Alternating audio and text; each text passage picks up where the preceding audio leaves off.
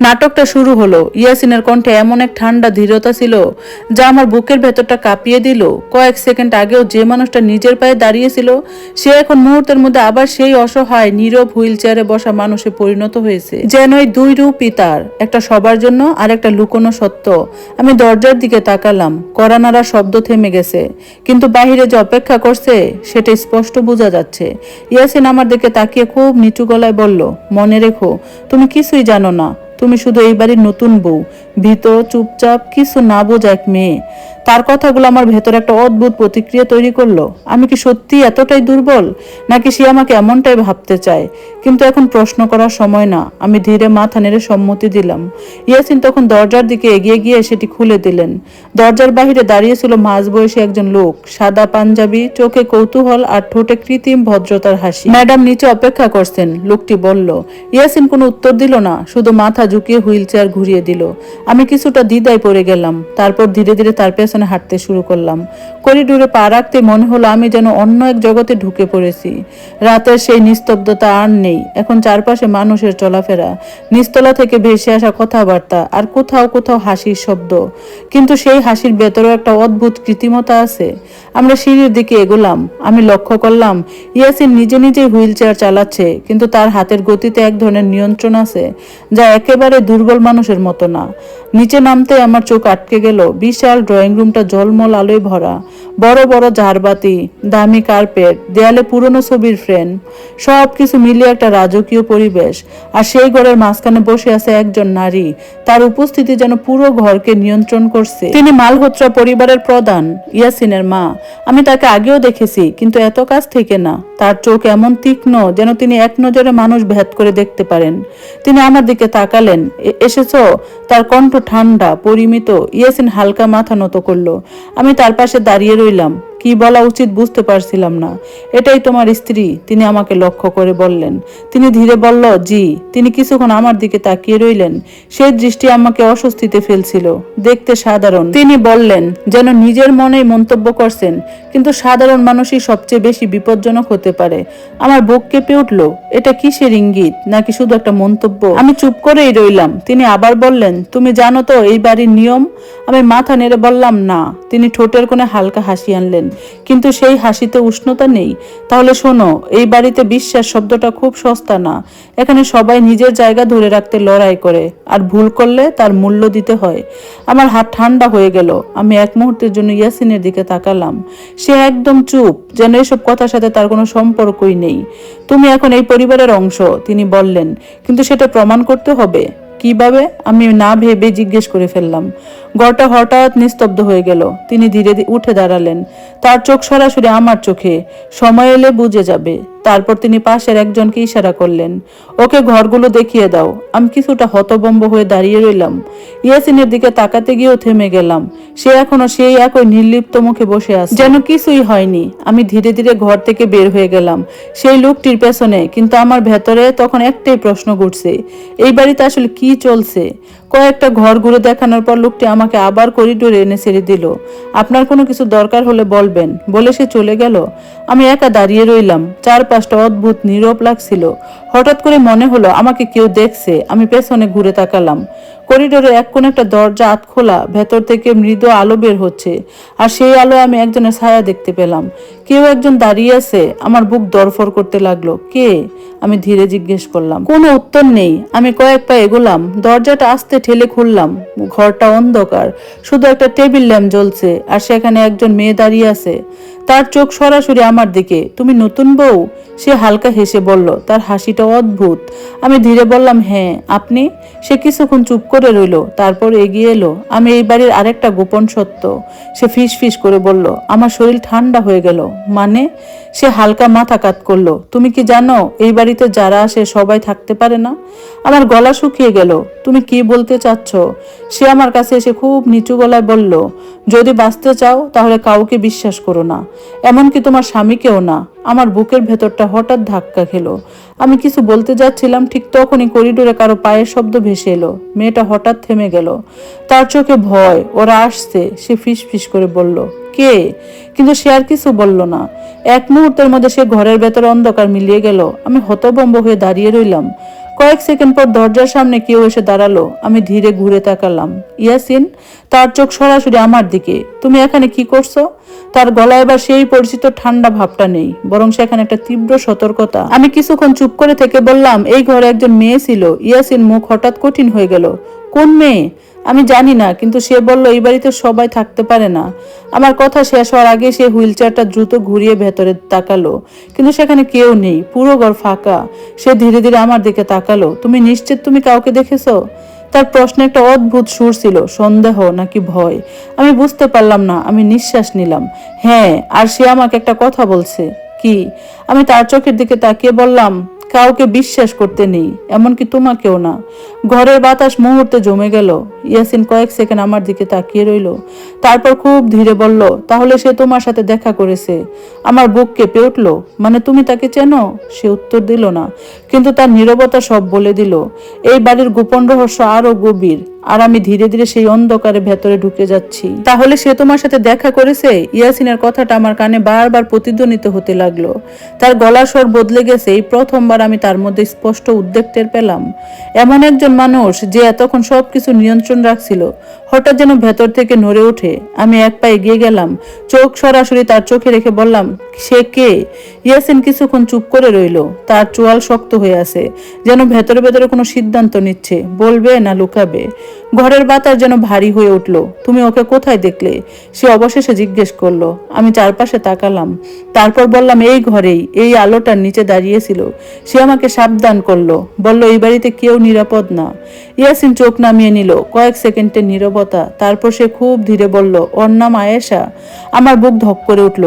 সে কে? ইয়াসিন মাথা তুলল না, কিন্তু তার কণ্ঠস্বর আরো নিচু হয়ে গেল। সে এক সময় এই বাড়িরই বউ ছিল।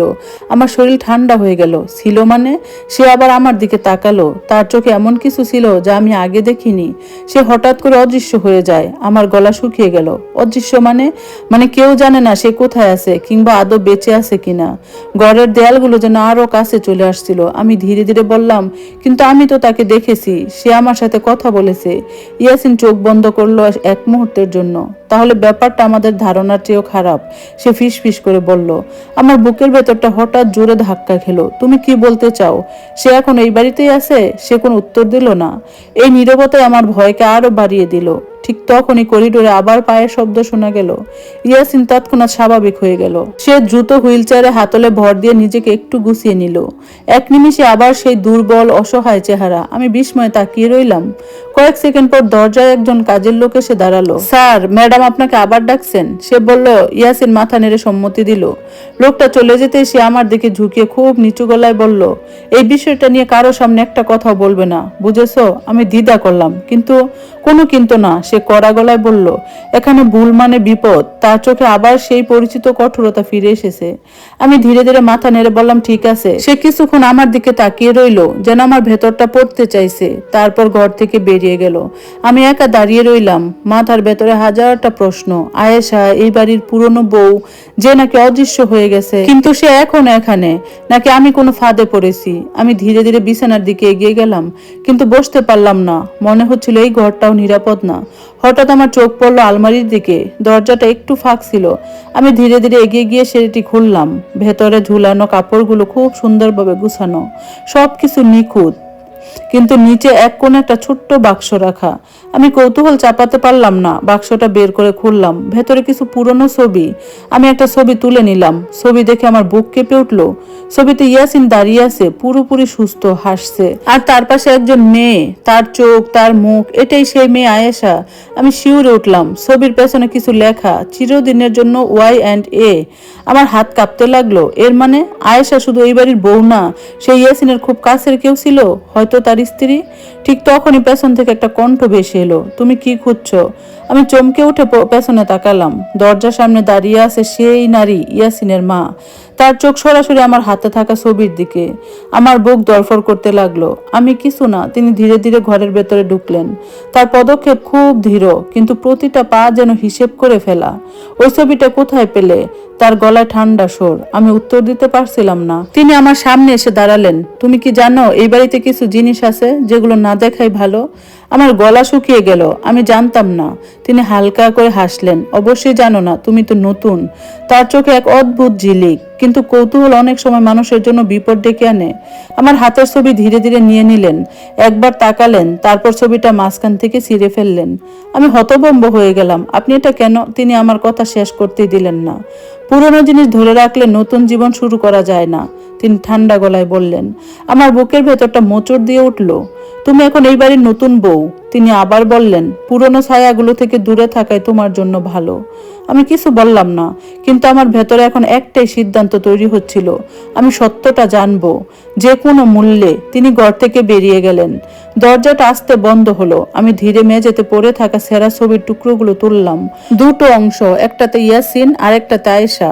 আমি দুটো একসাথে মিশিয়ে ধরলাম। মনে হলো এই গল্পটা এখনো শেষ হয়নি, এটা শুধু শুরু, আর আমি এখন সেই গল্পের মাঝখানে দাঁড়িয়ে আছি। সেরা ছবির দুটো অংশ আমার হাতে কাঁপছিল, কিন্তু তার থেকেও বেশি কাঁপছিল আমার ভেতরের বিশ্বাসগুলো।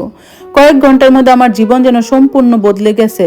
যে মানুষটাকে আমি অসহায় ভেবেছিলাম, সে আসলে অনেক কিছু লুকিয়ে রেখেছে। যে পরিবারকে আমি নিরাপদ ভেবেছিলাম, তারা আসলে ছায়ার ভেতরে দাঁড়িয়ে আছে। আর যে বাড়িতে আমি নতুন বউ হয়ে এসেছি, সেটি যেন এক বিশাল গুগল ধাঁধা, যেখানে প্রতিটা দরজার পেছনে অন্য কোনো সত্য লুকিয়ে আছে। আমি ধীরে ধীরে ছবির টুকরোগুলো আবার বাক্সে রেখে দিলাম, কিন্তু এবার আর আগের মতো গুছিয়ে না, যেন ইচ্ছে করে এলোমেলো করে রাখলাম, কারণ আমি জানি এই এলোমেলো সত্যগুলো আমাকে সামনে এগোতে সাহায্য করবে। আমি বিছানায় বসে পড়লাম, কিন্তু বসে বুঝলাম এভাবে বসে থাকলে আমি পাগল হয়ে যাব। আমার মাথার ভিতরে একই প্রশ্ন ঘুরছে, আয়েশা কোথায়? যদি সে সত্যি অদৃশ্য হয়ে যায়, তাহলে আমি কাকে দেখলাম? আর যদি সে এখন এই বাড়িতেই থাকে, তাহলে কেন লুকিয়ে আছে? আর সবচেয়ে বড় প্রশ্ন, ইয়াসিন সত্যিই আমার পাশে আছে, নাকি সেও এই খেলার অংশ? আমি হঠাৎ উঠে দাঁড়ালাম, দরজার দিকে এগিয়ে গিয়ে সেটি আস্তে খুললাম। করিডোর ফাঁকা, কিন্তু সেই ফাঁকাও যেন একটা অদৃশ্য নজরদারি। আমি ধীরে ধীরে হাঁটতে শুরু করলাম। কোথায় যাচ্ছি জানি না, শুধু মনে হচ্ছিল কিছু একটা আমাকে ডাকছে। কয়েকটা মোড় ঘুরতে আমি একটা সিঁড়ি দেখতে পেলাম, যেটা নিচে গিয়ে উপরের দিকে উঠে গেছে। অদ্ভুত ব্যাপার হলো, এই সিঁড়িটা আগের বার আমাকে কেউ দেখায়নি, যেন ইচ্ছে করে এই অংশটা আড়ালে রাখা হয়েছে। আমার কৌতূহল মাথা চাড়া দিল। আমি ধীরে ধীরে সিঁড়ি বেয়ে উপরে উঠতে শুরু করলাম। প্রতিটা ধাপ পা রাখার সময় একটা চাপা শব্দ হচ্ছিল, আর সেই শব্দগুলো আমার নিজের হৃদয় স্পন্দনের সাথে মিশে যাচ্ছিল। উপরে উঠতে একটা লম্বা করিডোর, অনেকগুলো দরজা বন্ধ, আর বাতাসে পুরনো কাঠ আর ধুলোর গন্ধ। এই অংশটা বাড়ির বাকি জায়গার মতো জকজকে না, বরং যেন অনেকদিন কেউ এখানে আসেনি। আমি একটা দরজার সামনে থামলাম, হাত বাড়িয়ে ধরলাম, কিন্তু খুললো না। মনে হচ্ছিল দরজাটা উপাসে যা আছে সেটা জানলে আর ফিরে আসা যাবে না। ঠিক তখনই পেছন থেকে একটা ফিস ফিস কণ্ঠ, তুমি আবার চলে এসেছো? আমার পুরো শরীর জমে গেল। আমি ধীরে ধীরে পেছনে তাকালাম। সে আয়েশা, ঠিক আগের মতোই দাঁড়িয়ে আছে, কিন্তু এবার তার চোখে এক ধরনের ক্লান্তি, যেন বহুদিন ধরে লুকিয়ে থাকার ভার তাকে চেপে ধরেছে। আমি এক পা এগুলাম, তুমি সত্যিই এখনো আসো? সে হালকা হাসলো, কিন্তু সেই হাসিতে কোনো আনন্দ নেই। আমি কখনো যাইনি, সে বলল। আমাকে শুধু সবাই ভুলে যেতে বাধ্য করেছে। আমার বুকের ভেতরটা মোচড় দিয়ে উঠলো। কিন্তু কেন? তোমার সাথে কি হয়েছে? সে কিছুক্ষণ চুপ করে রইল, তারপর ধীরে বলল, কারণ আমি এমন কিছু জেনে গেছিলাম যা আমার জানা উচিত ছিল না। আমার শ্বাস ভারী হয়ে উঠল। কি জিনিস? সে সরাসরি উত্তর দিল না, বরং আমার দিকে এগিয়ে এসে বলল, তুমি কি জানো ইয়াসিনের দুর্ঘটনা আসলে দুর্ঘটনা ছিল না? আমার মাথার ভেতরে বজ্রপাত হলো। সে নিজেই আমাকে বলেছে, সে তোমাকে সব বলেনি। আয়েশা আমার কথা কেটে দিল, সে কখনোই পুরো সত্য বলে না। আমার বুক দরফর করতে লাগলো। তাহলে সত্যটা? সে আমার চোখের দিকে তাকালো, গভীর, স্থির, যেন নিশ্চিত হতে চাইছে আমি প্রস্তুত কিনা। সেই রাতে যখন দুর্ঘটনাটা হয়, আমি ওর সাথে ছিলাম। সে ধীরে ধীরে বলল, আমরা একা ছিলাম না, গাড়িতে আরেকজন ছিল। আমি নিঃশ্বাস বন্ধ করে শুনছিলাম। কে? সে একটু থামলো, তার ঠোঁট কাঁপলো, কিন্তু শব্দ বের হলো না। ঠিক তখনই নিচ থেকে একটা জোরে শব্দ ভেসে এলো, কেউ যেন চিৎকার করছে। আমরা দুজনেই চমকে উঠলাম। আয়েশার মুখ তখন ফ্যাকাশে হয়ে গেল। ওরা বুঝে গেছে তুমি এখানে এসেছো।